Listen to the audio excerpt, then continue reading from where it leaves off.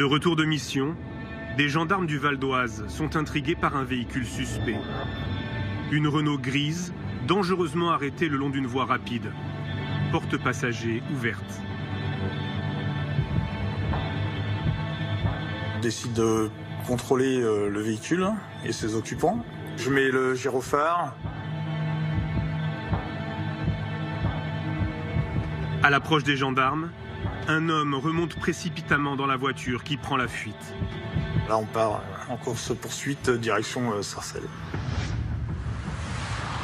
Les gendarmes ignorent tout de l'identité des fugitifs.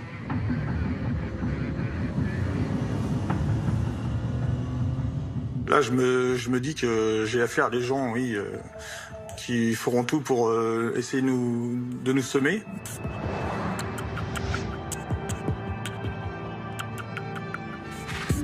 On poursuit le véhicule jusqu'à un rond-point où se trouve l'église chaldéenne en direction de Sarcelles. Là, on fait 2 fois le tour. Ils savent pas où ils vont. Je vois le passager qui oriente par des gestes la direction à prendre. 400 mètres plus loin, un feu rouge bloque la circulation. La voiture des fugitifs est immobilisée. Donc là, on descend du véhicule pour essayer d'interpeller au moins le conducteur. Ah, c'est tendu, ouais. Au moment où on arrive dessus, malheureusement, le feu repasse au vert. Et j'ai juste le temps d'essayer de saisir son bras. Ma main heurte sa tête, ce qui fait lui retirer sa casquette et ses lunettes. Sur le coup, je l'ai pas reconnu. Les fugitifs redémarrent en direction de Sarcelles. Après 6 km de course-poursuite, leur voiture pénètre dans le parking souterrain d'un centre commercial. Je suis arrivé au souterrain, j'ai mis mon véhicule en travers pour bloquer l'issue.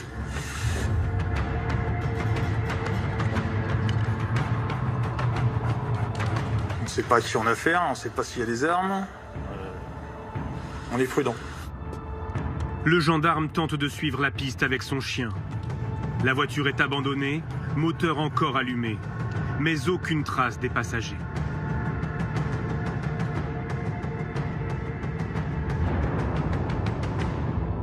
Il faut attendre le soir et l'identification par la vidéosurveillance pour que le gendarme comprenne qu'il a failli arrêter par hasard le fugitif le plus célèbre de France. 5 heures après, j'apprends que c'est Faïd Redouane. Voilà.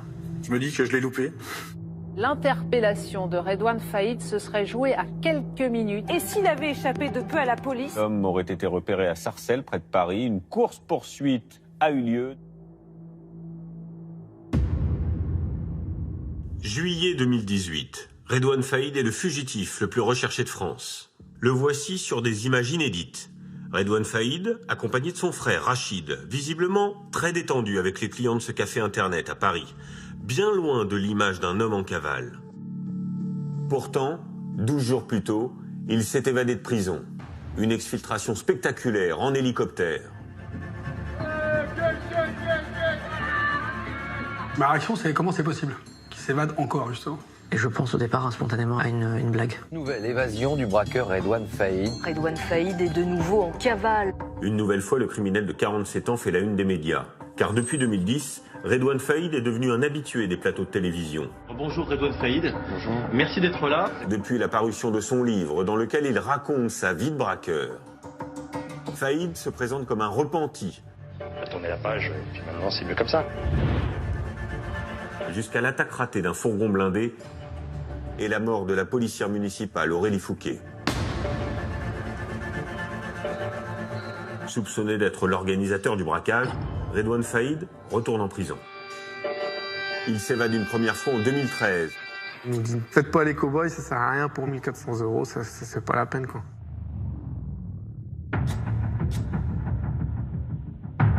Une deuxième en 2018 et renforce ainsi sa réputation de roi de la belle.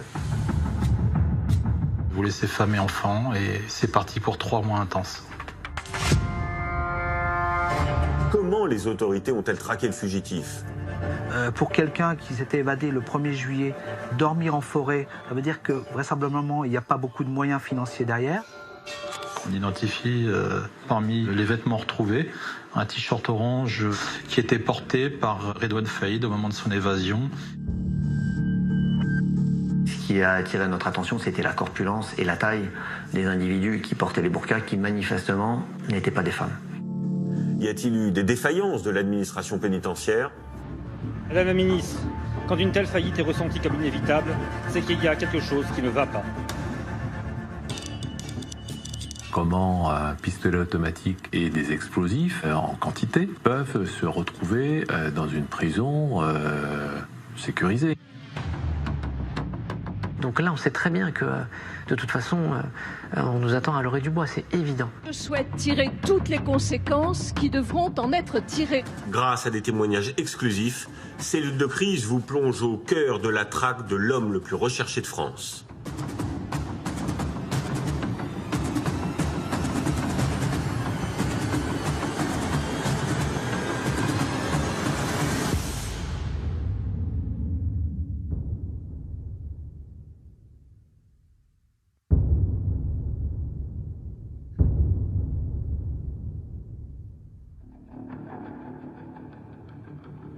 Au cœur de l'hiver 2012, l'administration pénitentiaire organise en urgence le transfert de Redouane Faïd.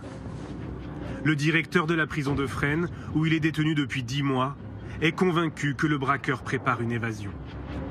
Dans un rapport à sa hiérarchie, il détaille les informations en sa possession. Il apparaît que la personne détenue est tentée d'approcher les personnes condamnées pour des faits de terrorisme, afin d'obtenir des informations sur l'introduction de matières explosives.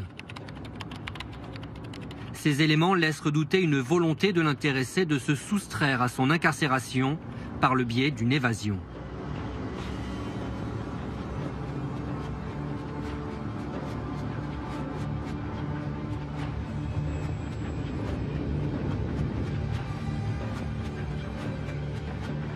Les autorités choisissent de transférer Redouane Faïd à la prison de l'Île-Sequedin.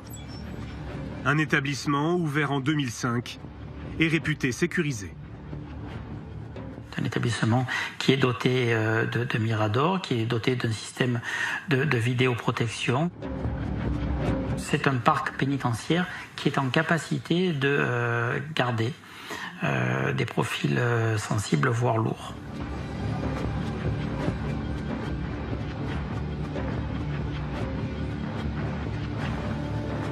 Redouane Faïd est classé détenu particulièrement signalé, un DPS en jargon pénitentiaire.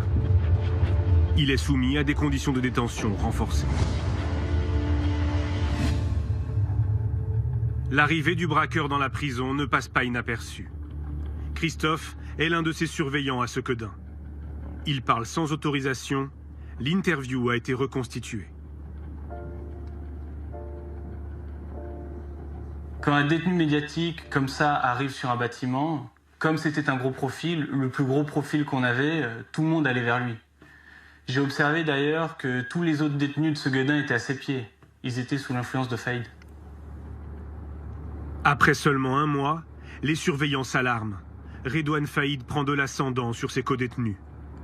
Le 25 décembre 2012, un collègue de Christophe rédige une note dans le cahier électronique de liaison. Un logiciel qui recense toutes les observations faites sur les détenus.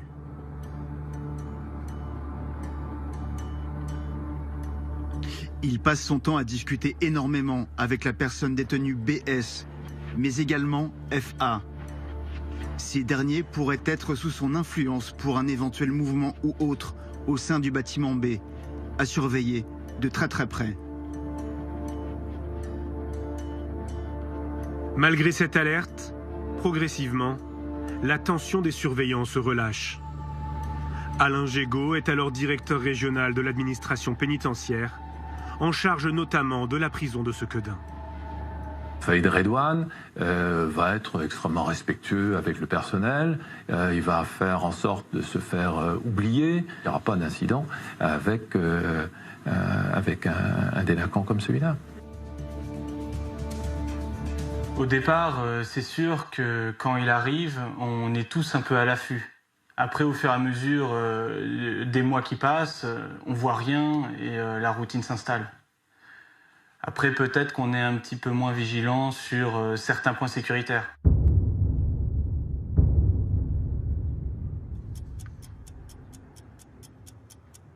Depuis 4 mois et demi, Redouane Faïd est un détenu exemplaire.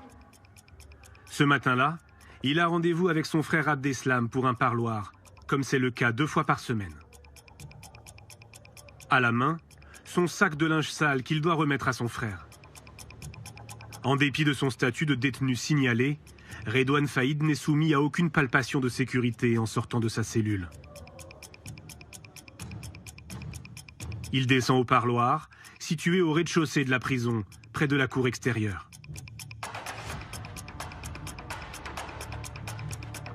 Là, avec d'autres détenus, il attend d'être appelé par les surveillants pour rejoindre son frère dans un box.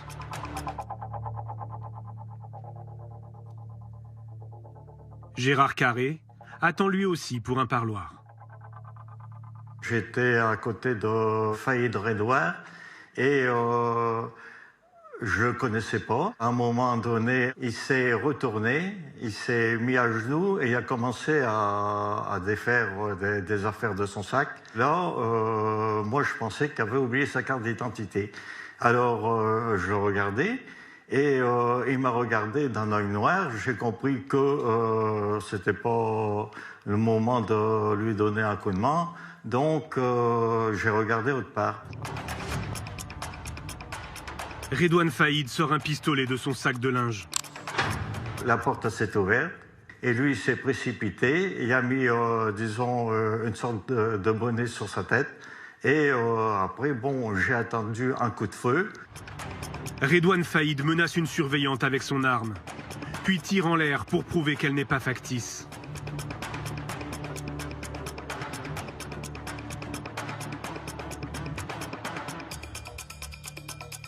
Du côté famille, Isabelle attend dans un box pour une visite.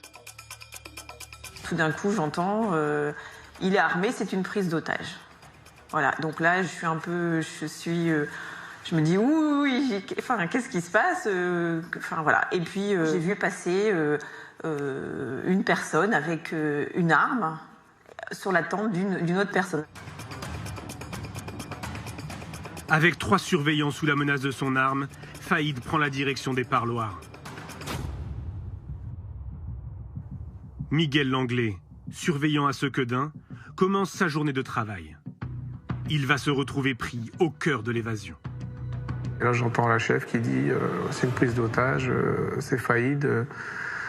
Dès que j'ai entendu Faïd, tout de suite, on comprend que c'est pas faux et puis il va se passer quelque chose. Je me dis pas que je peux être en danger.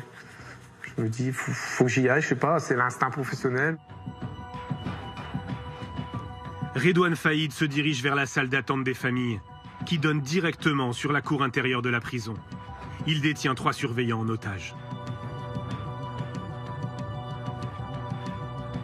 Depuis la fenêtre du couloir, Miguel Langlais observe la scène. Il y a une petite lucarne, et là je vois qu'à l'intérieur, il est en train de mettre quelque chose sur la porte en face. Et là, il me voit, et il me dit, écoute, t'es là, tu restes là. À ce moment-là, vous savez que vous avez une personne armée en face de vous, et vous connaissez le pédigré du bonhomme, vous me dites, je pense que ça va faire mal. De son sac, Redouane Faïd sort un pain de plastique qu'il pose sur la porte. Puis il écarte les surveillants. La porte explose et il y a un bout de serrure qui passe à 10 cm de ma jambe. La première explosion, elle me surprend parce que on bouge pas les oreilles. J'ai jamais entendu une explosion aussi forte, à part les pétards. Donc je me dis, ça y est, on y est, quoi. Hein. Ça n'existe pas que dans les films, quoi. Redouane Faïd se retrouve dans la cour intérieure avec ses 4 otages.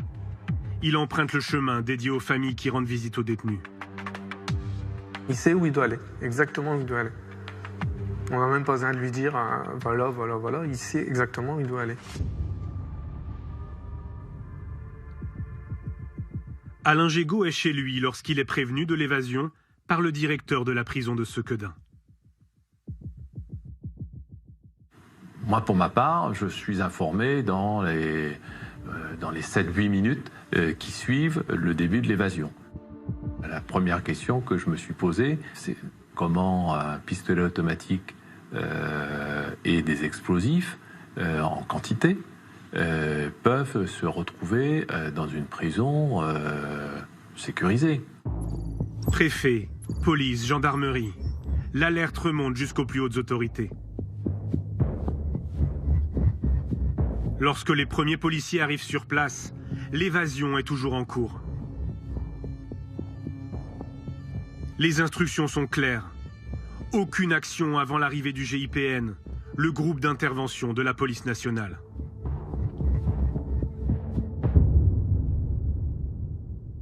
À l'intérieur de la prison, toujours muni de ses pains d'explosifs, Faïd fait sauter une deuxième porte.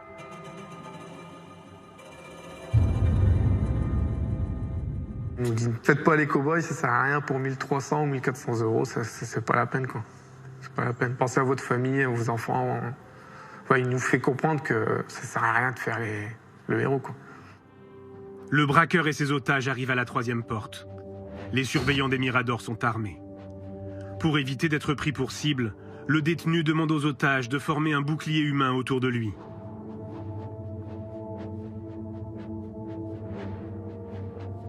Le pire, on l'imagine toujours dans ces moments-là, mais après, oui, dans ma tête, c'est pourvu qu'il y arrive, pourvu que ça se passe bien, pourvu qu'il n'y ait pas un collègue qui fasse n'importe quoi, pourvu qu'il sorte.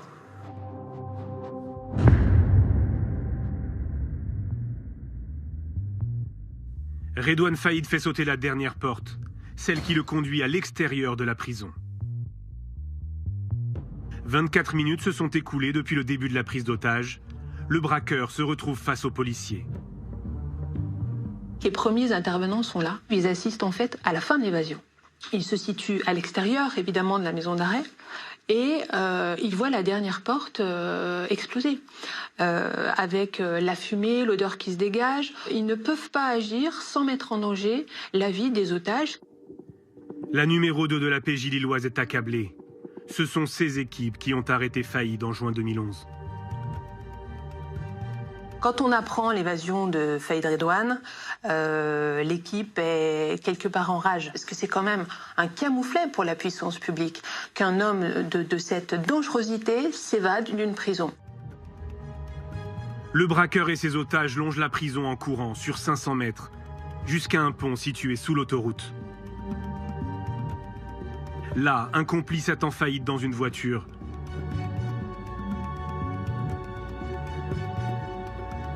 Le braqueur libère alors 3 des 4 surveillants. Il m'a dit, toi tu viens avec moi dans la voiture. Alors pourquoi moi, je sais pas. Dans ces moments-là, on dit pas oui, on dit pas non, on n'a pas le choix. Miguel Langlais se retrouve à l'arrière de la voiture avec Redouane Faïd. Le véhicule s'engouffre sur l'autoroute, direction Paris. J'ai eu peur, ouais. Oui, je me souviens très bien d'avoir eu peur. Ouais.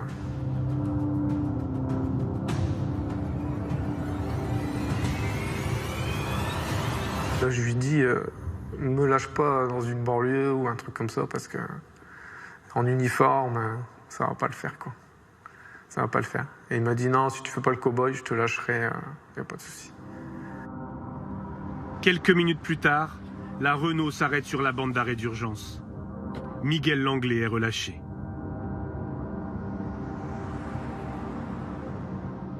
Ah là, tout s'effondre.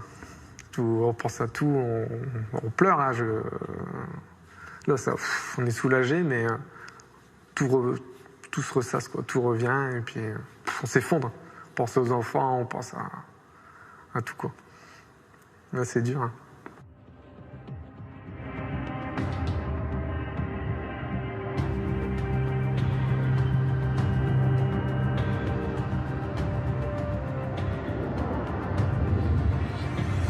Le véhicule de Redouane Faïd et son complice sera retrouvé à 6 km de là, sur la commune de Ronchin. Brûlé. C'est là qu'on perd la trace du braqueur. Mais tout d'abord donc cette évasion spectaculaire ce matin, détenu issu du grand banditisme. Le braqueur Redouane Faïd s'est enfui de la prison en utilisant des explosifs et en prenant 5 personnes en otage. Redouane Faïd est le fugitif le plus recherché de France. Des barrages sont mis en place, des gendarmes déployés, des hélicoptères mobilisés.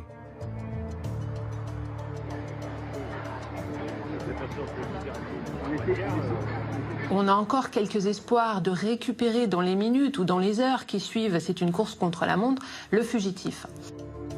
Les hommes de la police judiciaire de Lille sont les premiers mobilisés. Mais la traque s'étend à tout le pays. À Nanterre, l'Office central de lutte contre la criminalité organisée est mobilisé lui aussi. 130 policiers spécialisés dans le grand banditisme. Frédéric Douady est alors le patron de la Brigade nationale de recherche et d'intervention. La BRI est le bras armé des enquêteurs. Dans les premières heures, il peut se trouver dans un gîte à 10 minutes de la maison d'arrêt de Sequedin, comme avoir pris un avion à Bruxelles et être parti à l'autre bout du monde. Les policiers s'intéressent à tous les membres de son entourage qui ont la capacité de l'aider pour une évasion et une cavale. Vincent est le chef d'enquête. Il souhaite préserver son anonymat pour son travail de terrain. On va fonctionner par système de cercle. D'abord, l'environnement proche, famille, femme, enfant, puis la famille, puis les cercles professionnels ou criminels. Ce qu'on travaille évidemment dans ce genre de cas, c'est les parloirs. Et c'est la raison pour laquelle, dès la matinée, sont placés en garde à vue les 2 individus qui avaient des parloirs réguliers avec Faïd Redouane, un de ses frères aînés, Abdeslam, et un de ses neveux. La piste familiale ne donne rien. Abdeslam Faïd, le frère de Redouane qui l'attendait au parloir, est rapidement mis hors de cause. Des centaines de policiers sont à l'heure qu'il est aux trousses de Redouane Faïd depuis son... Cette traque a une particularité qui change la donne. Elle est suivie en direct par les médias. L'homme désormais le plus recherché de France laisse derrière lui... Cette notoriété le dessert un peu en fin de compte, parce qu'à ce moment-là, d'une enquête normale, vous passez à une enquête extraordinaire. Donc derrière, vous aurez, je dirais, tous des services de police qui vont être mobilisés qu'à ça, et certainement en nombre supérieur à ce qui aurait été si ça n'avait pas été Redouane Faïd. Donc sa priorité, ça va être de rester dissimulé, ça va être de passer sous les écrans radars.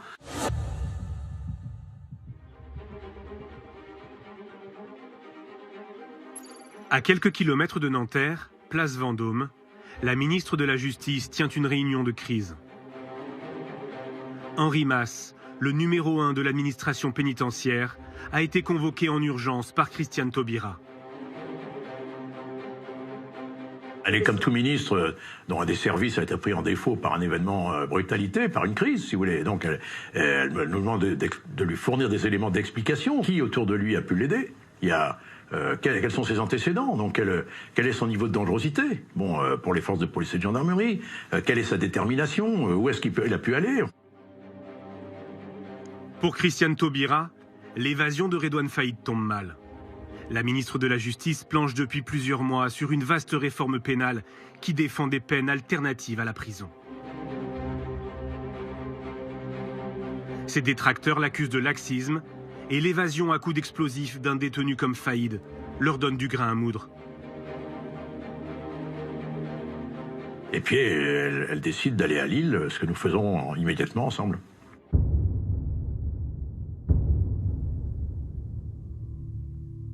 À Sequedin, les responsables de la prison doivent assurer le bon fonctionnement de l'établissement, en dépit des dégâts causés par l'évasion.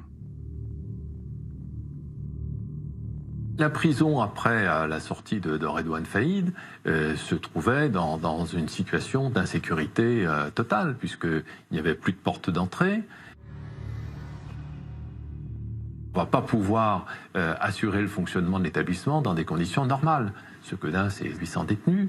C'est un samedi, donc c'est un jour de parloir. Donc ça veut dire qu'il faut aussi expliquer aux détenus que compte tenu de la situation de crise au niveau de l'établissement, les parlements n'auraient pas lieu, et maintenir les gens dans leurs cellules. En fin d'après-midi, lorsque Christiane Taubira et Henri Mas arrivent sur place, la ministre demande à refaire le parcours de Redouane Faïd. Alain Gégaud les accueille. Quand Christiane Taubira arrive à Sequedin, elle est quand même d'humeur assez désagréable, mais ça peut tout à fait se comprendre. Et donc demande à comprendre ce qui s'était passé et le pourquoi du comment. Ça me confirme ce que je sais, c'est-à-dire que si vous voulez, quand on fait sauter des portes de sortie d'établissement pénitentiaire avec des explosifs, c'est exceptionnel, enfin, c'est quelque chose d'une intensité inconnue. Dans la foulée, une réunion est improvisée entre les syndicats du personnel et la ministre de la Justice. L'ambiance est électrique.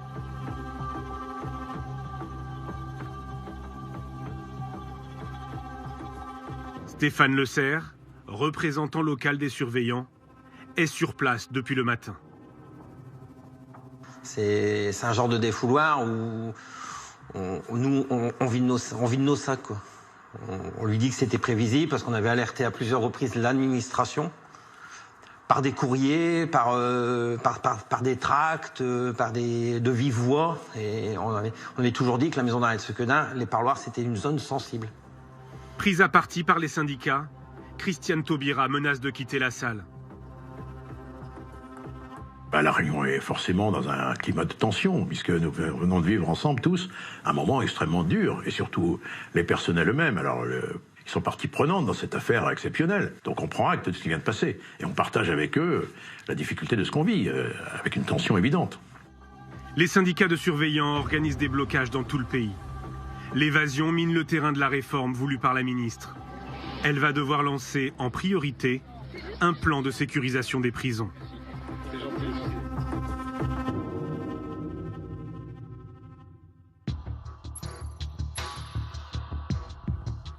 À Nanterre, pour retrouver le fugitif le plus recherché de France, les policiers déploient d'importants moyens de surveillance. Une cinquantaine de personnes sont mises sur écoute. Plus de 4 millions d'appels et de SMS sont analysés. Sans aucun résultat. On a une constante, c'est-à-dire des fausses informations diffusées par ses proches ou par lui-même, aux fins d'orienter les enquêteurs sur l'étranger. On nous annonce Faïd Redouane aussi en Algérie. C'est la raison pour laquelle, dès le jour de l'évasion, la police judiciaire va le diffuser en mandat d'arrêt européen, en mandat d'arrêt qui va être transformé international via le canal Interpol. L'intéressé lui-même est un professionnel de l'intox. Pour remonter jusqu'à Faïd, les policiers suivent aussi la piste des complicités au sein même de la prison. Grâce aux vidéosurveillances, ils découvrent un étrange manège. Le 12 avril, veille de son évasion, le braqueur a rendez-vous avec son frère et son neveu pour un parloir. Sur ces images, Redouane Faïd qui sort de sa cellule. Dans sa main, un sac rouge censé contenir son linge sale. Le surveillant ne procède pas à la palpation de sécurité.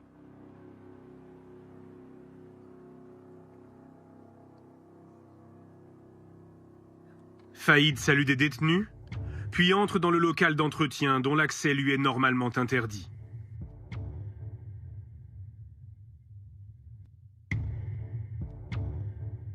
Il en ressort 22 secondes plus tard pour se rendre au parloir. Qu'a-t-il fait ou déposé dans ce local-là? Toujours est-il qu'un chien spécialisé dans les matières explosives va remarquer au niveau d'un casier dans ce local-là.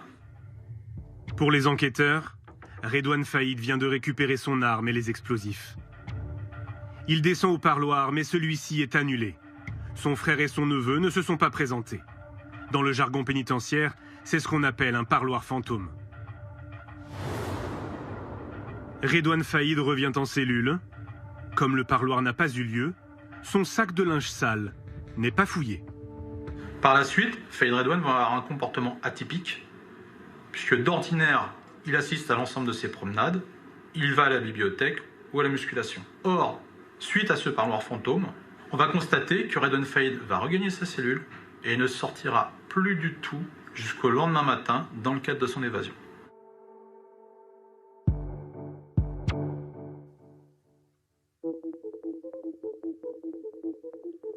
Les policiers placent en garde à vue le surveillant présent ce matin-là.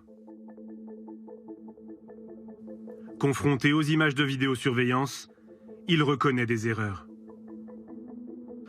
Vous me demandez pourquoi je ne suis pas intervenu. Sur la palpation, je reconnais, je ne l'ai pas fait parce que j'y ai pas pensé. Sa présence dans le local d'entretien, je n'ai pas fait gaffe qu'il est entré dans cette pièce. Ça aurait dû m'interpeller. J'aurais dû m'en rendre compte. Comment expliquez-vous cette succession d'anomalies?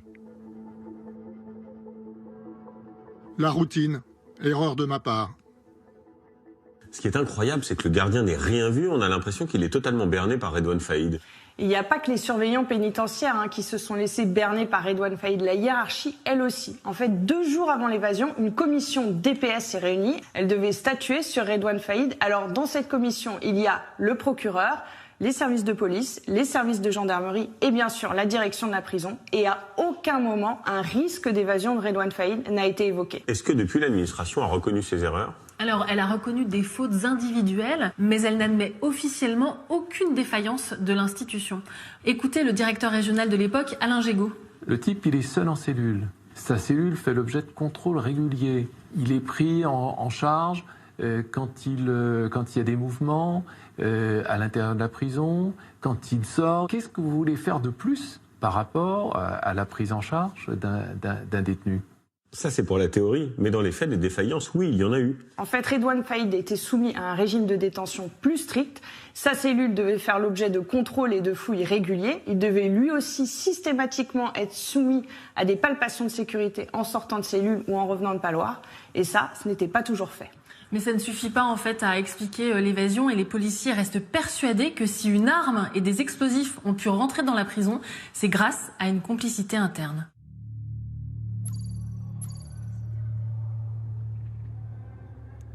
À la maison d'arrêt de Sequedin, l'enquête se poursuit pour identifier les complices qui ont pu faire entrer l'arme et les explosifs. Quasi tout le monde se soupçonne.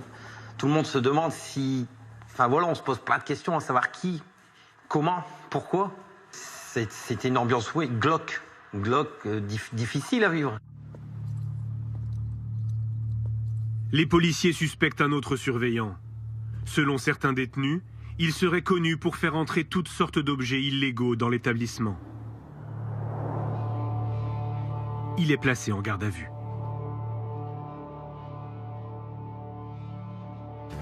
Réfléchissez bien. Ne pensez-vous pas qu'il serait temps de nous dire tout ce que vous savez sur l'évasion de Faïd Redouane? J'ai jamais rentré des explosifs et des armes pour Redouane Faïd. Avez-vous fait rentrer autre chose que armes ou explosifs? Oui, de la viande, des produits d'entretien, du parfum, des shampoings et aussi des cigarettes. Le surveillant sera révoqué, mais pas condamné. Les enquêteurs n'ont ni aveu, ni preuve d'un lien direct entre lui et l'évasion de Redouane Faïd. L'enquête sur les complicités au sein de la prison piétine. Mais la traque va connaître une brusque accélération.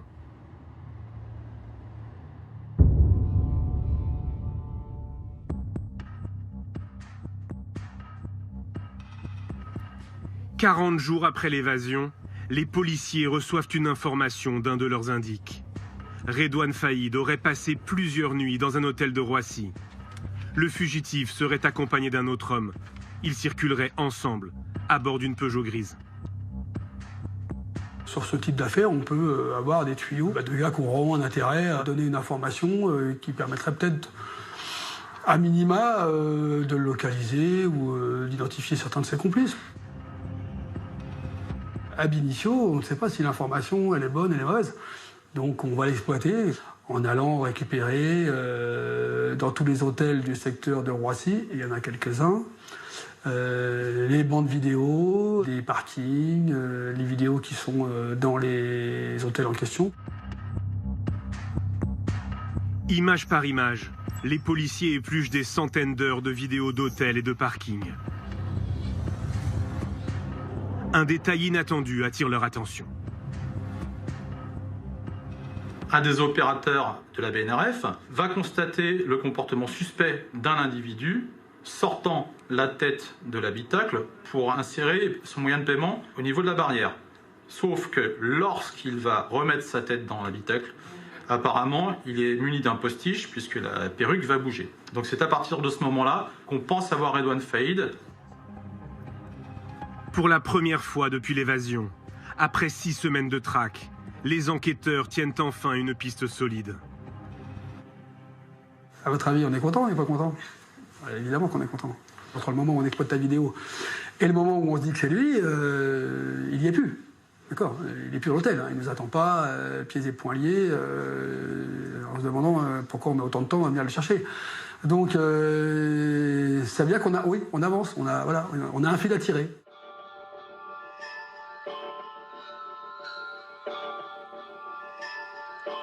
Grâce à cette image prise sur le parking, les policiers remontent jusqu'à un hôtel Ibis.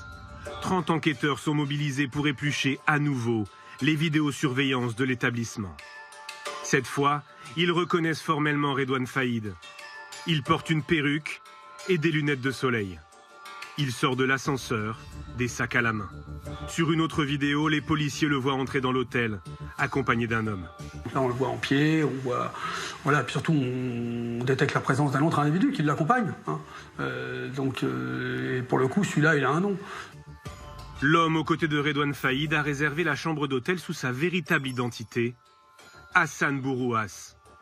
Âgé de 29 ans, il est connu des services de police pour vol et port d'armes, mais n'a jamais été incarcéré. Il a le profil parfait pour Redouane Faïd. C'est quelqu'un qui ne laisse pas de traces. On n'arrivera pas à lui remonter de ligne téléphonique. Et d'ailleurs, c'est une commande de Redouane Faïd pour avoir ce type d'individu à ses côtés. C'est un loup solitaire. Les critères demandés par Redouane Faïd, c'était quelqu'un qui n'allait pas lui amener la police, quelqu'un qui n'était pas recherché. Lorsque les policiers identifient Faïd, les 2 hommes ont déjà quitté les lieux. Pour retrouver leurs traces, les enquêteurs sollicitent les groupes hôteliers dans toute la France. Ont-ils une réservation au nom d'Hassan Bourouas? Le 28 mai, la confirmation tombe. Un dénommé Bourouas occupe une chambre dans un motel de Ponto-Combo, en Seine-et-Marne. La réservation, elle est en cours, par contre. Donc il faut tout de suite se projeter sur le terrain pour aller vérifier et surtout valider cette réservation et confirmer que dans cet hôtel, il y a premièrement Bourouas et surtout Redouane Faïd.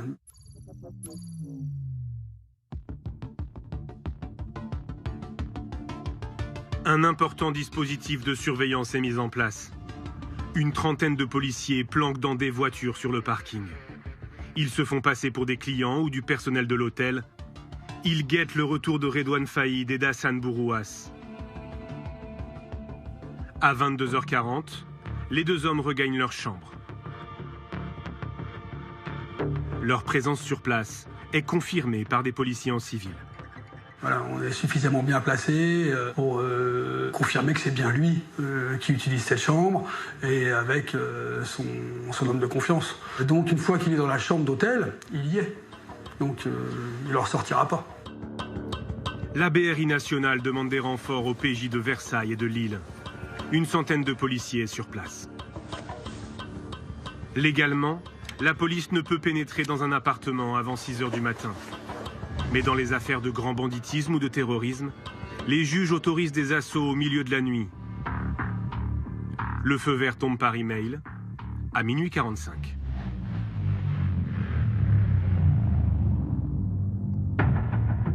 On va prendre le temps de s'assurer que les malfaiteurs sont bien endormis, donc on va attendre. Tant pis, on ronge notre frein, mais on attend pour être certain que l'opération se déroulera dans les meilleures conditions. Faïd et Bourouas occupent la chambre numéro 38. Elle est au premier étage, à l'entrée de la coursive. Une équipe de la BRI se met en position. Pour ne pas donner l'alerte, aucun client n'a été évacué. Toutes les sorties de l'hôtel sont bloquées. On va encercler l'immeuble pour permettre ensuite à la colonne d'intervention de venir se positionner, mais au préalable, on a évité tout risque de fuite. Donc, quand on est appelé sur ce genre d'événement, on a forcément une petite appréhension. C'est one shot, hein. C'est pas, on n'a pas le droit à un coup d'essai et puis on ne peut pas se reprendre si jamais on a loupé. Non, il faut être sûr notre coup, quoi. Après 46 jours de traque, la BRI donne l'assaut. La progression est annoncée par la colonne, qu'elle monte dans les escaliers, qu'elle s'approche de la porte, qu'elle va pénétrer dans les lieux.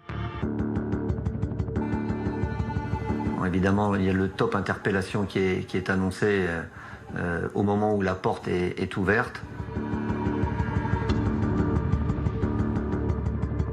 On a quelques secondes de silence et puis l'annonce du résultat de l'opération. Objectif serré, interpellé, et c'est surtout sans incident. L'opération a duré quelques secondes. Aucun coup de feu n'a été tiré. Redouane Faïd n'oppose aucune résistance. Il a vite compris qu'il ne pouvait pas jouer. Il sait qu'il ne pourra pas s'échapper. La différence d'individus qui pourraient être radicalisés, de malfaiteurs jusqu'aux boutistes, on sait que Redouane, s'il a une porte de sortie, il va essayer de l'utiliser. S'il y a un petit trou de souris, il va vouloir le prendre. Mais là, il ne peut pas. Donc, comme il n'a pas envie de mourir, il ne fait rien.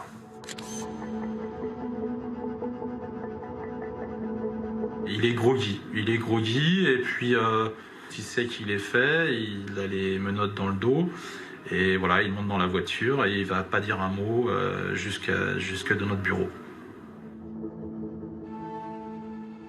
C'est l'info du jour, l'arrestation de Redouane Faïd. La cavale est terminée pour l'ennemi public numéro 1. Interpellé dans la chambre d'un hôtel, Redouane Faïd qui était grimé puisqu'il portait une perruque et une barbe. Sous très haute surveillance, Redouane Faïd est transféré au palais de justice de Lille. Face au juge, il ne livrera jamais le nom de ses complices. Interpellé avec lui, Hassan Bourouas sera condamné pour transport d'armes. De son côté, l'administration pénitentiaire va tenter de tirer des leçons de cette évasion.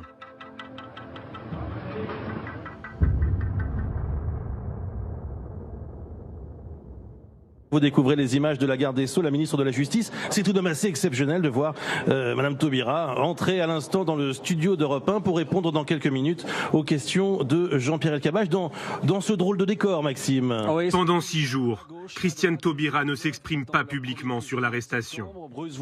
Puis elle choisit la prison même où Redouane Faïd est incarcéré pour une interview exclusive sur son nouveau plan de sécurisation des prisons. Xavier Yvon. Depuis Robert Badinter en 1976 à Fresnes, aucun ministre de la Justice n'avait accepté de faire une émission en direct d'une prison. Vous lancez, Christiane Taubira, un plan pour renforcer la sécurité dans les prisons. 33 millions d'euros seront consacrés à de nouvelles technologies de surveillance.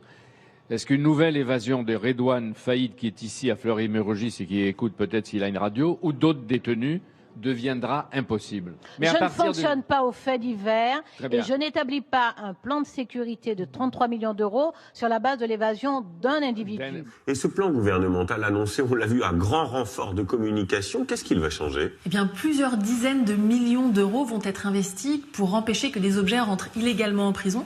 Ce sont par exemple des portiques, comme on peut en voir dans les aéroports, ou bien des filets pour empêcher que des objets soient projetés par-dessus les murs. Et c'est efficace? Apparemment non, puisqu'à Condé-sur-Sarthe, il y a quelques semaines, la compagne d'un détenu a fait entrer illégalement un couteau en céramique avec lequel 2 surveillants ont été agressés. Ce plan, il vient aussi renforcer les mesures de sécurité encadrant les DPS, les détenus particulièrement signalés. En fait, l'évasion de Faïd a révélé des pratiques très différentes en fonction des établissements. Donc un nouveau texte va venir harmoniser et renforcer ces mesures de sécurité. Bien, on imagine qu'avec toutes ces mesures, ce plan, ces millions qui sont investis, une évasion de Redouane Faïd est désormais impossible. En théorie, oui, et pourtant, il va y parvenir en organisant lui-même sa propre exfiltration.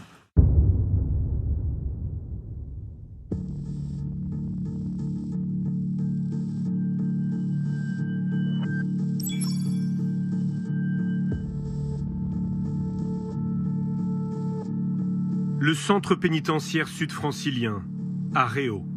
C'est dans cette prison récente, réputée parmi les plus sûres de France, qu'est incarcéré Faïd depuis le 21 novembre 2017. Condamné à 10 ans de prison après son évasion de l'île Sequedin, il figure sur la liste officieuse des 10 détenus les plus susceptibles de s'évader. La direction de la prison a donné des consignes spécifiques. Des palpations de sécurité quotidiennes, 2 fois par mois, des fouilles à nu, avant et après chaque parloir, une fouille intégrale et l'interdiction de tout contact avec les autres détenus. Ce surveillant parle sans autorisation. Son interview a été reconstituée.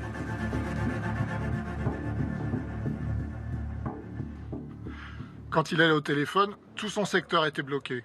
C'était le seul détenu que j'ai vu en France pour qui on bloquait même le personnel. On le bloque, on bloque tout le monde. Il passe avec 2 surveillants et un gradé du quartier d'isolement, comme une star. Il est starifié. Tout le monde le regarde. C'est-à-dire que pour lui, la prison ne tourne plus pendant 20 à 30 minutes. Mais ces mesures ne vont pas suffire. Dès le début, les surveillants s'inquiètent de son comportement. Redouane Faïd, il scanne les lieux. On a l'impression qu'il mesure chaque centimètre carré et il maîtrise son espace.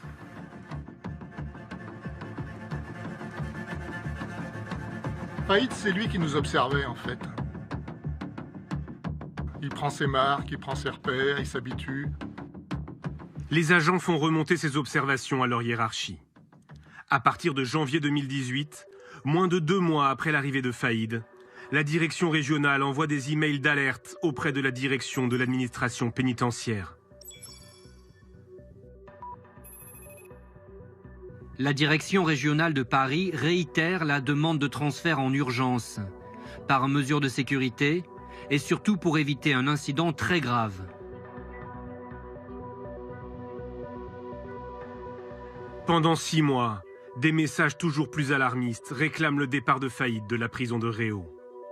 Sans réponse de la direction centrale.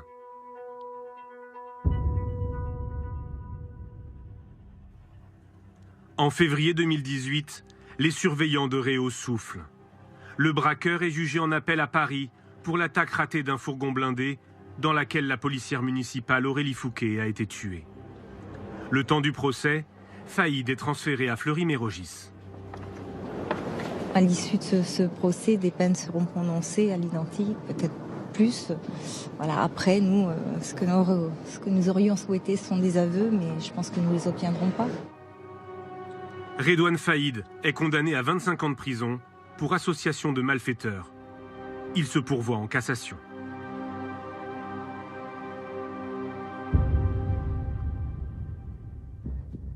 Cinq jours plus tard, à la grande surprise du personnel du centre pénitentiaire, le braqueur est de retour à Réau.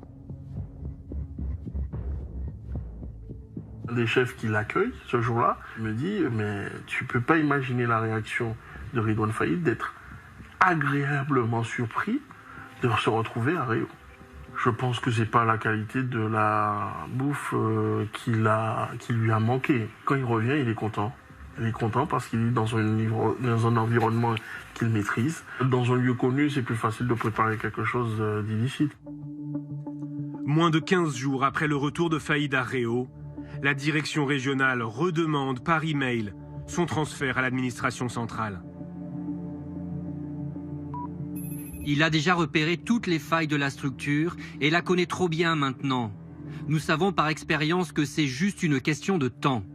Le 22 juin, après de nombreuses relances, la direction de l'administration pénitentiaire finit par répondre. Le transfèrement aura lieu dans le courant du mois de septembre. Cette réponse provoque la colère de la direction régionale. Je considère votre décision très dangereuse pour le centre pénitentiaire sud-francilien, pour le personnel et pour l'ordre public.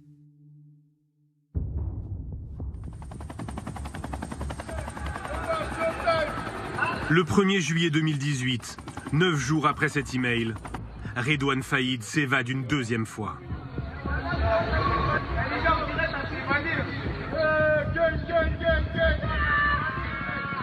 Je reçois un coup de téléphone de mon adjoint chef de service qui me dit en ces termes Faïd s'est barré.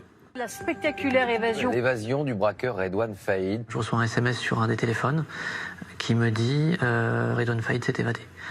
Et je pense au départ spontanément à une blague. Et ensuite, je regarde le deuxième téléphone et là, je vois que j'ai une vingtaine d'appels en absence. Et donc là, je comprends qu'il y a un énorme problème. Redouane Faïd s'est enfui de la prison de Réau à bord d'un hélicoptère. C'est un petit peu l'incrédulité quand même qui m'envahit. Parce que c'est un détenu particulièrement surveillé. Les questions sur son évasion sont nombreuses. Ma réaction, c'est comment c'est possible qu'il s'évade encore, justement. Et d'un autre côté, alors qu'on est condamné à 25 ans de réclusion criminelle, comment ne pas envisager la suite de sa vie qu'au travers d'une évasion? Redouane Faïd est de nouveau en cavale.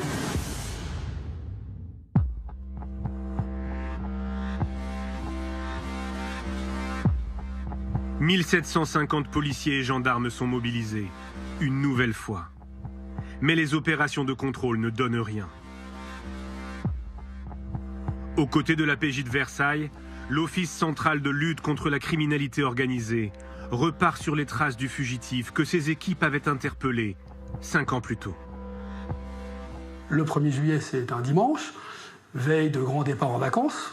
C'est quelque part une des périodes les plus délicates de l'année, tout simplement. Si ce n'est qu'en police judiciaire, on a une capacité à mobiliser très rapidement des gens. Rapidement, on a toute la brigade qui est dépêchée sur place, tous les enquêteurs qui sont disponibles, qui d'initiative vont aller travailler. Au bas mot, on est entre 80 et 100 enquêteurs de police judiciaire qui rapidement sont envoyés, dépêchés sur les différentes scènes de crime. Et voilà, c'est reparti. Donc, direction le service, vous laissez femme et enfants, et c'est parti pour 3 mois intenses.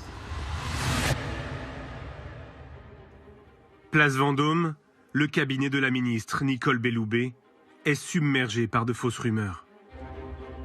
Youssef Badr, le porte-parole du ministère, doit les désamorcer.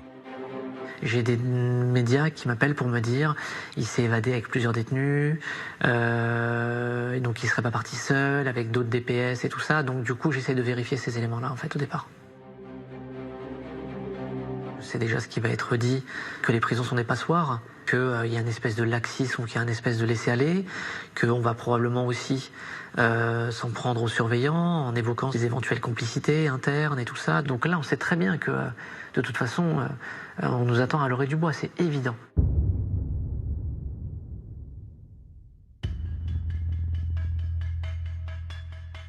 En fin d'après-midi, le 1er juillet, la ministre se rend à Réau.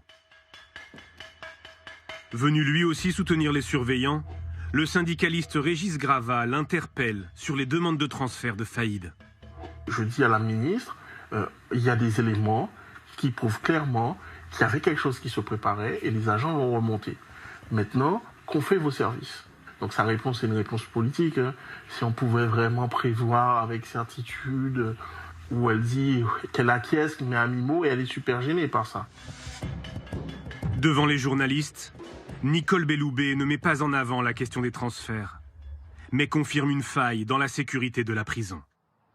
Nous avons là un commando qui sans doute avait repéré les lieux par le biais de drones. L'enquête judiciaire qui est en cours le dira certainement, et qui a donc conduit à cette évasion tout à fait spectaculaire en permettant à un hélicoptère de se poser sur la seule cour de la prison qui n'était pas couverte par des filins de sécurité. En fait, la première faille qui est identifiée, c'est ça. Et la première question que se pose la ministre, c'est de se dire pourquoi il n'y a pas de filin anti-hélicoptère dans la cour d'honneur. On découvre juste qu'en 2011, lorsque l'établissement est livré, en fait, les filins anti-hélicoptères sont prévus dans le cahier des charges. Donc ils sont prévus sur la cour d'honneur. On ne saura jamais parce qu'on n'y était pas, mais on ne saura jamais pourquoi ils n'ont pas été installés. La garde des Sceaux livrera l'explication 2 mois plus tard, devant une commission de l'Assemblée nationale. Elle est plutôt embarrassante pour l'administration pénitentiaire. Ils n'ont pas été posés à la demande de l'administration pénitentiaire. Il a en effet été considéré à l'époque que cette cour d'honneur était un lieu où les détenus ne circulaient pas. Un détenu ne naît dans la cour d'honneur qu'au moment où il rentre dans la prison et où il en sort, ou pour les extractions. Ça n'était à l'époque pas perçu comme un risque. Dès les premières heures, les policiers analysent les appels de tous les téléphones mobiles à proximité des zones traversées par le commando. Ils repèrent 5 téléphones actifs pendant l'évasion. Ils n'émettront plus aucun signal par la suite. Ces téléphones sont ceux des complices de Faïd. Leurs déplacements permettent de reconstituer l'organisation très minutieuse de l'exfiltration. Les policiers espèrent ainsi remonter jusqu'aux fugitifs.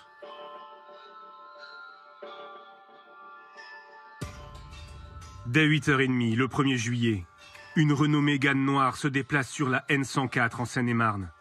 Elle fait étape à Lésigny pour déposer un complice. L'homme porte le matériel qui va servir à l'évasion.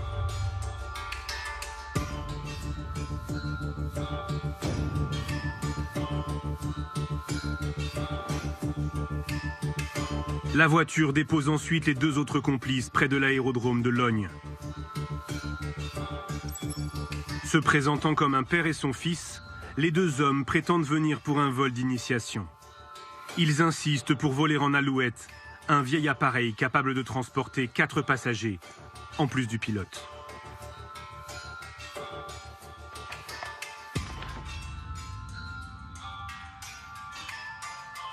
La Renault Mégane retourne ensuite à Gonesse et se gare en bordure de la D370, près d'une station essence. C'est là que l'hélicoptère déposera Redouane Faïd et les membres du commando, après l'évasion.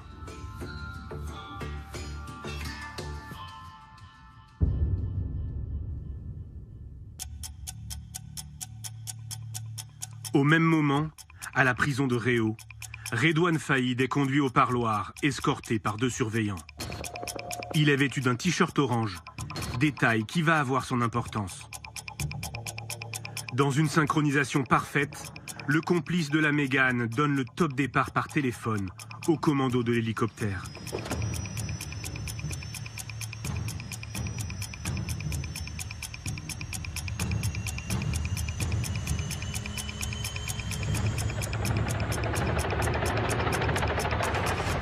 L'appareil détourné se pose à Lésigny. Le 3e complice monte à bord. Dans son sac, une disqueuse, des cagoules, des brassards de police et des armes.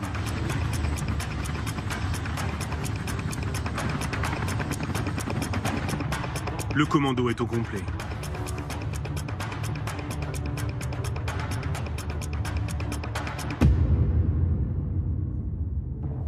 À 11h18, l'hélicoptère arrive au-dessus de la prison de Réau.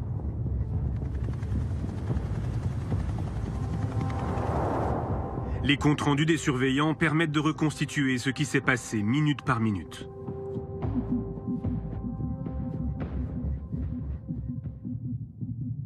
À 11h18, au poste central d'information, une surveillante est alertée par un son inhabituel. J'ai entendu le bruit assourdissant, semblable à celui d'un hélicoptère venant du haut. Un premier individu est descendu du côté droit. Il était vêtu d'une combinaison foncée noire. Un second individu est descendu du côté gauche.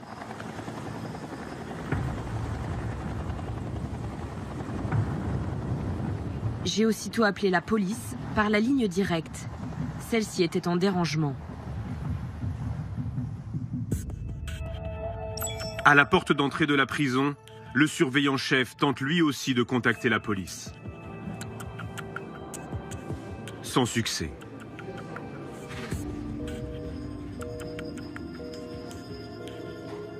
Un de ces hommes finit par utiliser son portable pour joindre le commissariat le plus proche. À mon grand étonnement, on nous a dit « c'est une blague ». Au bout du téléphone, un policier demande aux surveillants de décliner leur identité, leur adresse, leur fonction. Devant tant de questions, nous nous sommes énervés. Nous lui avons demandé de nous prendre au sérieux et de nous envoyer des renforts tout de suite. Il nous a dit de nous calmer car il suivait la procédure et nous a reposé les mêmes questions.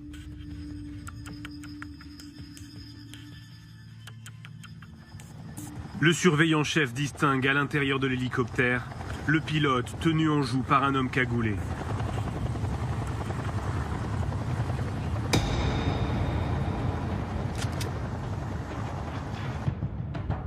Les 2 autres membres du commando entrent dans la prison en découpant une porte réservée aux forces d'intervention.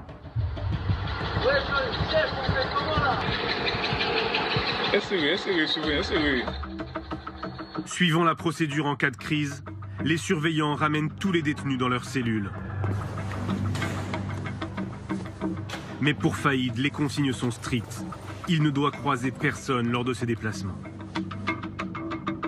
Donc on est sur le point de bloquer tous les mouvements et de sortir Faïd, et c'est à ce moment-là que le commando arrive. Ça s'est joué à peut-être une petite minute, quoi. Mais vraiment à peu de choses près, parce qu'on avait déjà évacué tout le parloir sauf lui. Le surveillant resté au parloir se retrouve nez à nez avec un membre du commando.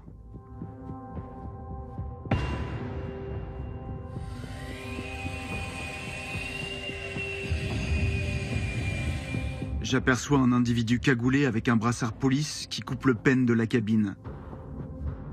Cet individu ne m'a pas vu durant sa manipulation. Sans arme, le surveillant est dans l'impossibilité d'intervenir. Redouane Faïd et ses complices rejoignent l'hélicoptère.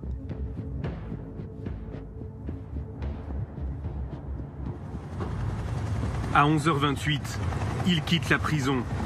L'exfiltration a duré moins de 10 minutes.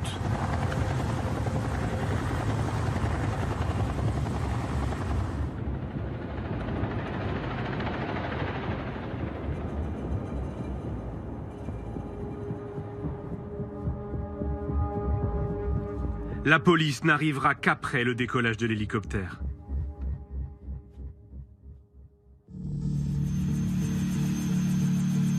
Dans sa fuite, le commando multiplie les manœuvres pour brouiller les pistes. Après une 50aine de kilomètres de vol, l'hélicoptère se pose à Gonesse. Les fugitifs mettent le feu à l'appareil. Le pilote les voit prendre la fuite à bord de la Mégane. Ils se rendent ensuite dans le parking souterrain d'un centre commercial, en bordure de l'autoroute A1. À 11h49, les complices incendient la voiture. Faïd monte dans une Kangoo blanche garée par un complice. À 11h53, la vidéosurveillance du parking prend ce cliché. On y voit Redouane Faïd à la place du passager. La Kangoo rejoint la 1 et remonte vers Senlis. À 12h11, les lignes téléphoniques des membres du commando cessent toute activité.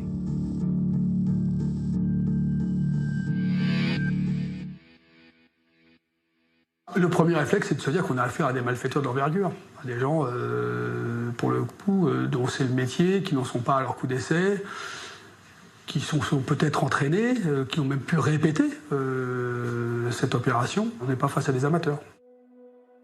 Les enquêteurs décortiquent ce qu'ils appellent les scènes de crime. L'hélicoptère retrouvé à Gonesse en partie brûlé. La Mégane utilisée comme voiture relais et abandonnée par le commando dans le centre commercial, elle aussi calcinée. La Kangoo blanche retrouvée brûlée dans l'Oise, moins de 24 heures après l'évasion. L'ensemble de l'opération a été mené en moins de 5 heures. Aucun coup de feu n'a été tiré. C'est une évasion sans aucun coup de feu, sans aucune résistance. Effectivement, ça peut paraître surprenant, mais les surveillants pénitentiaires ne sont pas armés. Alors depuis peu, certains syndicats réclament des tasers, mais le ministère de la Justice campe sur ses positions. En fait, ce qu'ils craignent, c'est qu'en cas d'évasion ou de mutinerie, ça se termine en bain de sang. Alors, il y a bien des surveillants qui sont armés, ce sont ceux qui sont dans les miradors. Mais ils ont interdiction de tirer sur un hélicoptère en vol. Écoutez les explications du ministère de la Justice. C'est la loi. En fait, on ne peut pas tirer sur un hélicoptère en vol. Et l'hélicoptère fait un vol stationnaire. Si vous tirez, ça veut dire que quelque part, vous sacrifiez aussi les gens qui sont dedans. Or, avec le commando, je crois qu'il y a le pilote, il me semble. Et je pense que les surveillants aussi ne savent pas qui est dedans. Ils peuvent imaginer tous les scénarios possibles. Il y a peut-être des gens qui ont été pris en otage, on ne sait pas. C'est ce qui permet d'expliquer l'évasion de Redouane Faïd, le fait que les surveillants et les surveillantes ne soient pas armés. Alors c'est plus complexe que ça. Le cœur du problème, c'est ce transfert de Redouane Faïd qui n'a jamais eu lieu malgré les nombreuses alertes de la direction régionale. Oui, les échanges de mails qui demandaient ce transfert de prison n'ont pas donné lieu à un transfert effectif. En effet, chacun se rejette la faute et dans cette administration réputée pour son mutisme, les fuites vont se multiplier. Dès le lendemain de l'évasion, le 2 juillet, Le Figaro va révéler en partie cet échange de mails.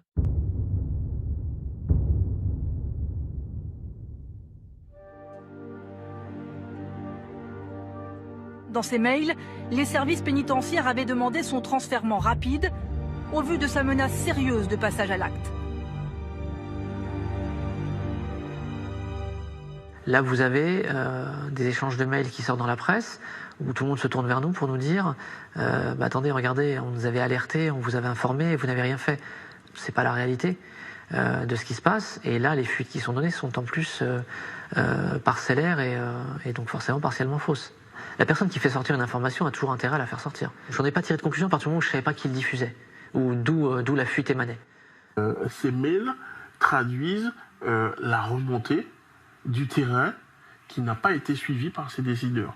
Ça permet aux uns aux autres de dire la vérité. Pourquoi l'administration centrale n'a pas pris la décision de faire bouger Redouane Faïd.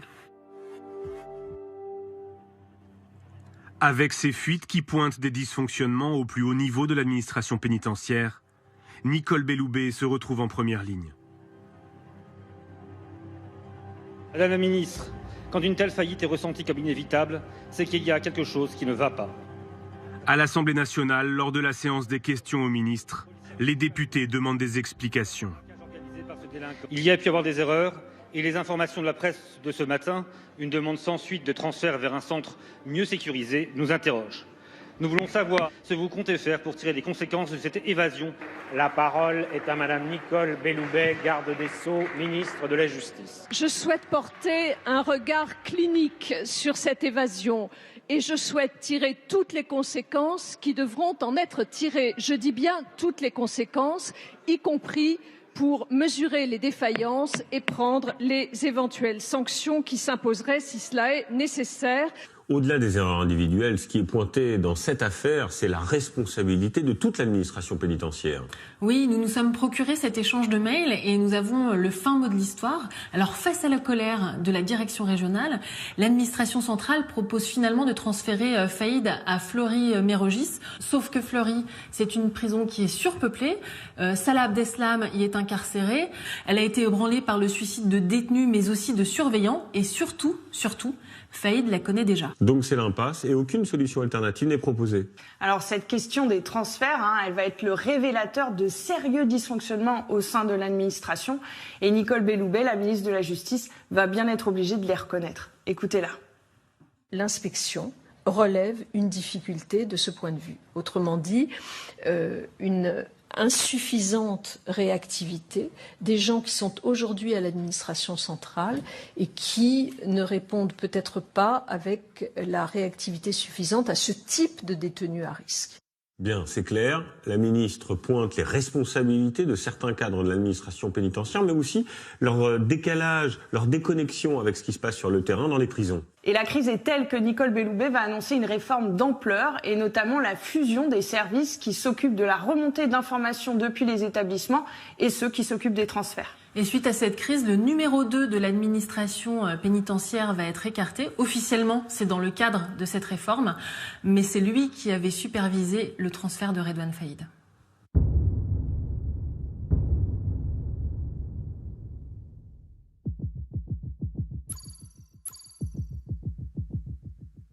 Pendant que le ministère de la Justice fait face à la polémique, à Nanterre, le numéro 2 de la police judiciaire se plie à l'exercice d'une conférence de presse. Je ne suis pas habilité à vous parler du fond de l'affaire, évidemment. Philippe Vérony s'exprime rarement sur une enquête en cours. Mais la police veut montrer que la traque de Faïd est une priorité. Les premières constatations laissent à penser que le commando était composé d'environ 4 ou 5 personnes. Non identifiées, je m'empresse de le dire évidemment. En fait, un premier membre du commando est sur le point d'être identifié. Rapidement, les enquêteurs abandonnent la piste de complicité dans le grand banditisme. Selon eux, le fugitif Faïd attire trop la lumière. Dans les jours qui vont suivre, ça va être la piste familiale qui va se décider concernant Redouane Faïd. Il n'y a pas de bandits ou de malfaiteurs qui ont voulu s'associer à son projet d'évasion, parce qu'ils doivent se douter qu'à côté du moment où il aura réussi à s'évader, il aura sur le dos tous les flics de France. Donc tous ceux qui seront dans son entourage et qui auront été associés seront dans la nasse et seront dans les mailles du filet et seront levés un jour ou l'autre. Au sein de la brigade de recherche des fugitifs, c'est le policier qui avait déjà traqué Faïd après l'évasion de 2013 qui supervise l'enquête. Nous travaillons sur toutes les archives de la police, notamment les anciennes affaires, et on essaye de ressortir l'identité de ses complices. Et on s'est aperçu que Redouane Faïd, des membres de sa famille avaient été mis en cause, notamment 2 de ses neveux. Des frères de Faïd et certains de ses neveux sont connus des services de police. Il faut tisser une toile d'araignée, essayer de s'assurer que les gens qu'on cible sont bien là. S'ils sont pas là, on est en droit de se dire qu'ils sont peut-être du coup avec Redouane. Bon, on va s'intéresser du coup à leurs proches, à proprement parler, les frères, les cousins, les oncles, les tantes, les neveux. La plupart habitent la région de Creil, dans l'Oise. Des écoutes téléphoniques sont lancées, les policiers se déploient dans la ville. Un travail de filature très délicat. Chaque cible mobilise 5 à 7 policiers. Ils savent tous qu'à un moment ou à un autre, ils risquent d'être surveillés par la police. Donc on est obligé d'engager beaucoup de fonctionnaires de façon à ce que ce ne soient pas toujours les mêmes qui soient au contact et qu'il puisse y avoir une rotation, je dirais, dans les surveillances qui vont être exercées. Les enquêteurs vont donc désormais se concentrer sur les membres de la famille de Redouane Faïd. Ils vont se focaliser en fait sur 2 frères, les 2 frères qui rendent le plus souvent visite à Redouane Faïd en prison, Brahim Faïd et Rachid Faïd. Alors Brahim, il est présent le jour de l'évasion, il nie toute implication. Les enquêteurs vont quand même le placer en garde à vue et ils le relâchent au bout de 30 heures. Et l'autre frère, Rachid ? Rachid, il rend une dernière fois visite à Redouane en prison le 26 mai, c'est 1 mois avant l'évasion.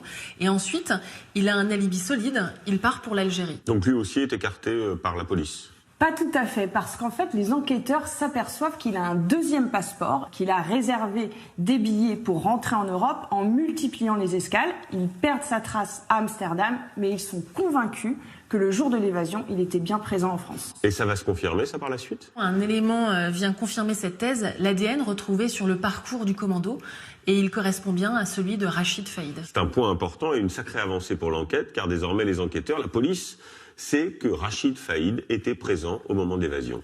Ils vont décider en fait de ne pas rendre l'information publique parce que ce qu'ils espèrent, c'est que Rachid Faïd les conduise jusqu'à son frère Redouane.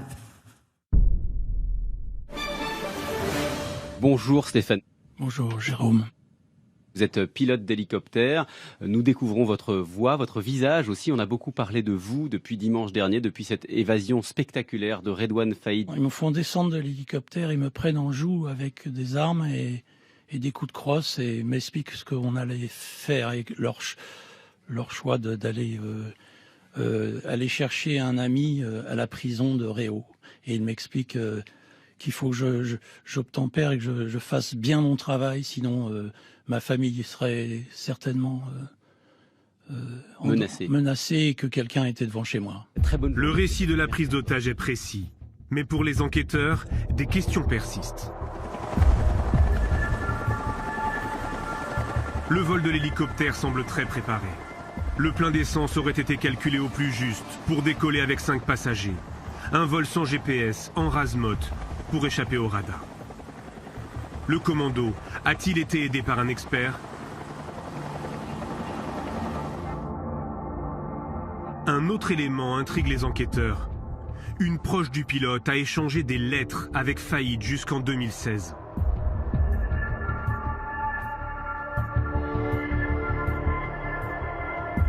Neuf mois plus tard, le pilote et 2 de ses proches seront placés en garde à vue. Mais visiblement, aucun élément ne prouve une implication dans l'évasion. Aucune charge n'est retenue. Ils sont tous relâchés.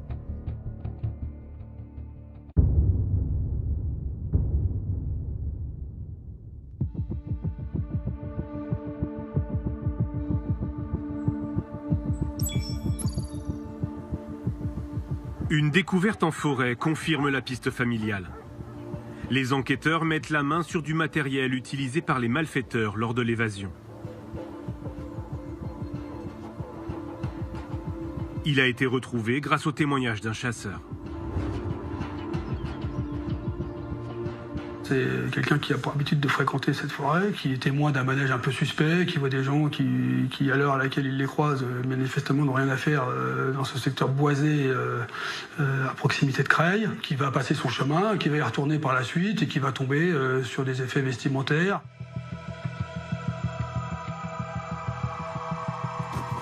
On identifie parmi les vêtements retrouvés un t-shirt orange qui était porté par Redouane Faïd au moment de son évasion. Cette découverte, ça nous a fait comprendre deux choses. C'est que, pour quelqu'un qui s'était évadé le 1er juillet, dormir en forêt, ça veut dire que vraisemblablement il n'y a pas beaucoup de moyens financiers derrière et qu'il est sur un cercle assez resserré et il est dans sa zone de confort puisqu'il est sur Creil. Donc les éventuels départs à l'étranger avec une cagnotte cachée, etc., pour nous, ça n'apparaissait pas être la piste la plus pertinente. Donc on était à ce moment-là, on a acquis la conviction qu'il pouvait être dans le milieu creillois qu'il connaît si bien. Sur place, les policiers retrouvent surtout des armes. 2 fusils d'assaut et des gilets pare-balles. Des éléments qui les inquiètent. Les armes, de manière générale, vous vous en débarrassez, vous les détruisez, comme les véhicules. La disqueuse thermique aurait dû subir le même sort, parce que vous pouvez laisser des éléments d'ADN sur ces armes, sur ces objets. Donc on est surpris. Mais ça laisse sous-entendre le passage à l'acte vers un nouveau projet criminel, un futur casse, un centre fort, une bijouterie, une banque, un fourgon blindé. Et donc ça nous met une pression supplémentaire. Le chasseur qui a trouvé les armes identifie l'un des hommes croisés dans la forêt. Il s'agit d'un neveu de Faïd, Isaac. Le témoignage confirme les complicités familiales, mais toujours aucune trace du fugitif. Un autre coup de chance va faire progresser l'enquête.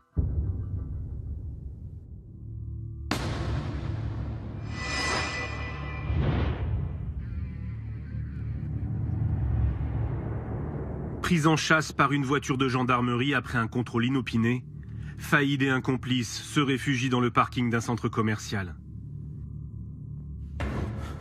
Ils parviennent à prendre la fuite à pied.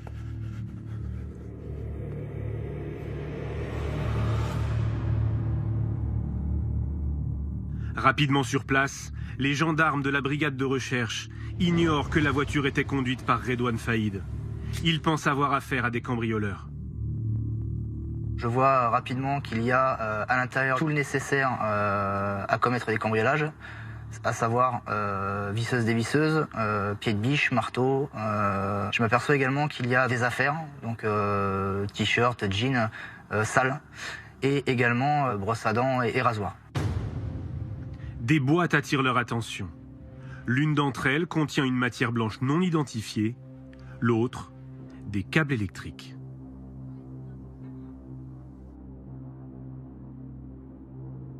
Et là, mon collègue me dit immédiatement, oh là là, attention, on dirait de l'explosif. Comme j'ai pas de formation en explosif, la crainte que j'ai à cet instant T, c'est que effectivement, que ça vienne exploser et qu'on dénombre pas mal de morts, étant donné qu'au-dessus du parking, on a quand même une salle de sport qui est bondée.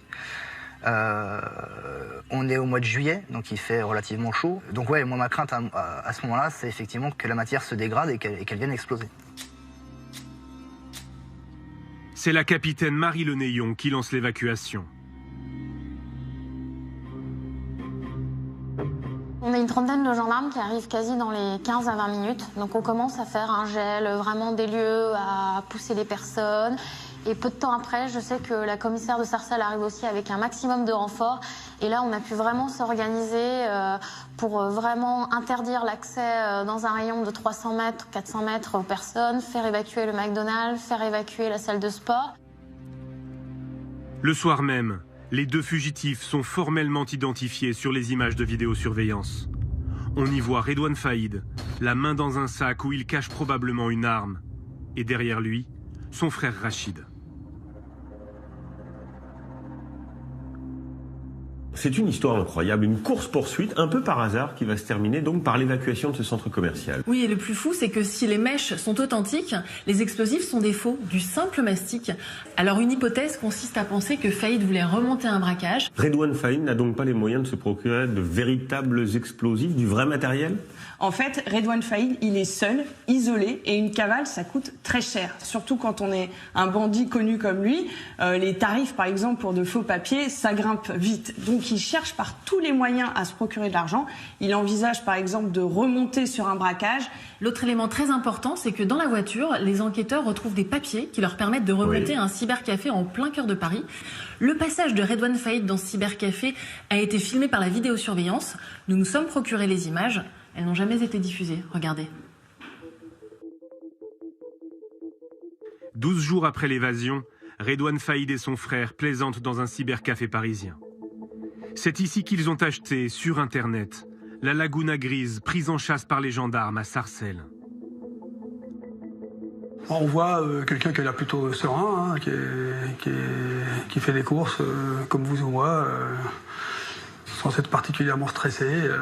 Bon, il est un petit peu grimé dans le sens où il porte une casquette pour essayer quand même d'être le moins visible possible. Enfin, en tout cas, il n'a pas de perruque, il n'a pas de moustache, il n'a pas de bonnet. Donc, mais quelqu'un qui est relativement zen. Voilà.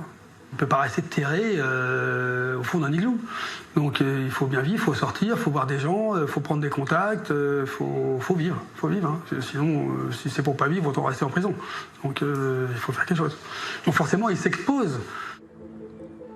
Les policiers vont organiser des planques devant le cybercafé. Sans résultat. Mais une nouvelle fois, le fugitif va devoir s'exposer.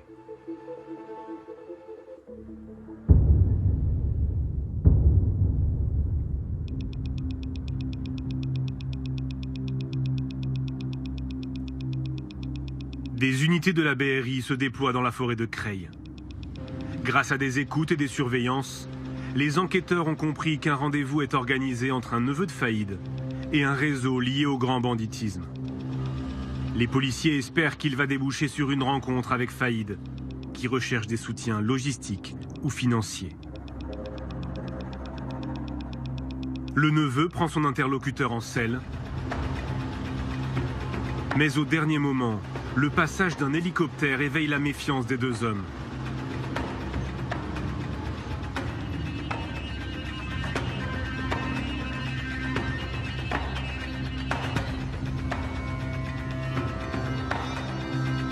Le rendez-vous n'aura pas lieu. Le neveu fait demi-tour. Les policiers le laissent partir. Il est leur seul lien avec Faïd. Est-ce qu'on en sait plus aujourd'hui sur ce fameux rendez-vous secret ? En fait, cette information, elle n'était jamais sortie parce qu'on se trouve en pleine zone grise, hein, celle des indiques, des informateurs de la police, et les enquêteurs veulent en dire le moins possible, tout simplement parce qu'en fait, les bandits étudient leurs méthodes pour mieux les déjouer ensuite. Et après ce rendez-vous, que devient le neveu ? D'une manière générale, en fait, les complices de Redouane Faïd se savent surveiller, ils redoublent de prudence, et malgré les énormes moyens mobilisés, les heures d'écoute de surveillance, l'enquête piétine. Les policiers, ils vont explorer toutes les pistes. Alors, il y a un chauffeur de taxi qui leur parle d'une conversation qu'il a entendue dans sa voiture. Une journaliste qui tenterait d'avoir rendez-vous avec Redouane Faïd. Alors, ce qu'ils vont faire, c'est avec l'accord des juges d'instruction, ils vont placer cette journaliste sur écoute et il y aurait même eu des filatures. Ce qui va poser question parce que ces pratiques sont contraires aux règles du secret des sources. Oui, d'ailleurs, sa chaîne BFM TV a annoncé son intention de porter plainte. Et cette piste du taxi, elle va mener à quelque chose ? Cette piste, elle ne va mener à rien. En fait, la traque, elle est au point mort. Donc les policiers vont accentuer la pression sur l'entourage de Faïd pour faire un peu bouger les lignes et ils vont cibler tout particulièrement sa famille.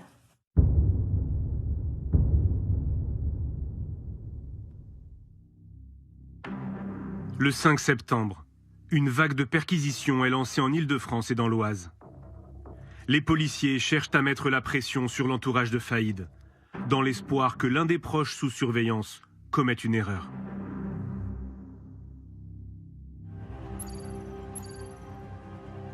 Au lendemain de cette opération, le premier flic de France rend public la principale piste suivie par les enquêteurs.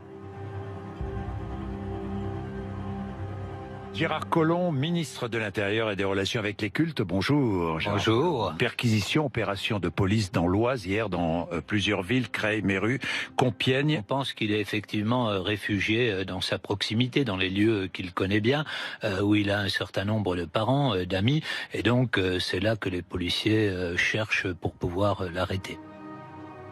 La déclaration ne facilite pas le travail des policiers, qui ont déjà des difficultés à se dissimuler à Creil. C'est une petite ville, tout le monde se connaît, une petite ville dans laquelle il y a plusieurs quartiers difficiles, dans lesquels y rester longtemps est quasiment impossible. Si on reste trop longtemps dans ce genre de quartier, on est détecté, ce qui pourrait mettre à mal l'intégralité de l'enquête. À Creil, la BRI continue les planques et les filatures.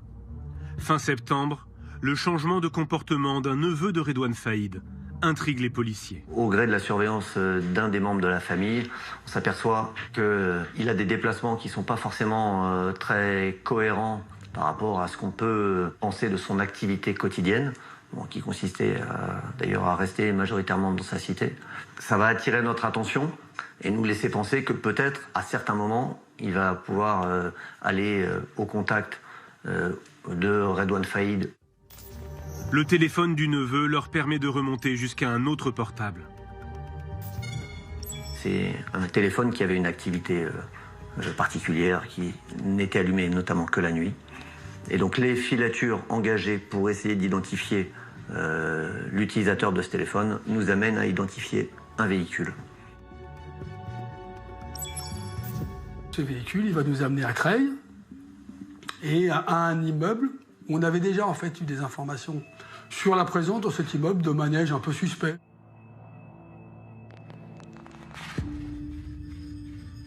Les policiers s'intéressent à l'une des habitantes de l'immeuble.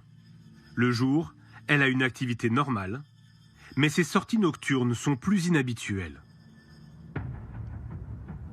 Elle est en contact avec deux personnes en niqab qui sortent de son immeuble et montent à bord de sa voiture. Des tenues peu courantes dans ce quartier de Creil. On va utiliser à la fois des moyens humains et techniques pour surveiller cette adresse. Et on va revoir de temps à autre ce binôme et effectivement constater que la personne sous le niqab est assez grande, a du mal à se déplacer et qu'il y a de grandes chances pour qu'effectivement ce soit un homme. Difficile de les suivre dans les rues désertes. La BRI mobilise une cinquantaine de policiers pour mettre en place ce qu'elle appelle un jalonnement. Les gens de la BRI sont des gens qui sont complètement rompus à ces techniques et qui, plutôt que de partir en voiture derrière une cible, préfèrent plutôt occuper le terrain, jalonner, occuper la carte et sur les grands axes et permettre de signaler des passages plutôt que d'être derrière, j'allais dire à la queue leu-leu, ou à 1h ou 2h du matin avec les phares, ça peut être très délicat. Au cours de la troisième nuit, l'utilisatrice du véhicule va déposer les individus à un autre véhicule.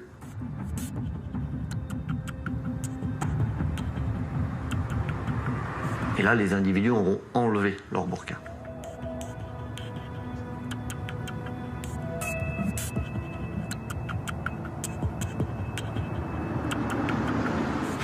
Ils sont extrêmement méfiants. Donc ça nous conforte dans l'idée que ces individus sont à minima des gens recherchés et particulièrement aguerris. Les enquêteurs tentent d'établir que l'un des deux suspects est bien Redouane Faïd. Mais ils leur donnent du fil à retordre. On est face à un individu qui connaît très bien notre façon de fonctionner. Pour déjouer nos surveillances, le moindre rond-point, il va faire 2 fois le tour et il va rouler très en dessous des limitations de vitesse. De façon à ce que si un véhicule le suit, il soit automatiquement détecté. Finalement, à la faveur d'un éclairage, les policiers pensent avoir identifié le fugitif. On acquiert vraiment à ce moment-là la conviction que la personne qui se trouve au tout départ de notre surveillance en passager du véhicule, c'est à 99% Redouane Faïd.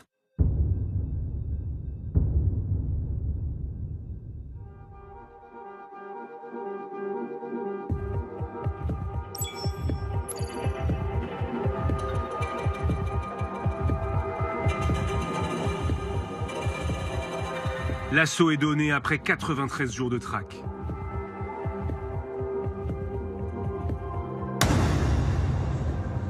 Faïd est interpellé à 4h20 du matin, avec son frère Rachid et ses 2 neveux. En tout, 7 personnes sont mises en examen.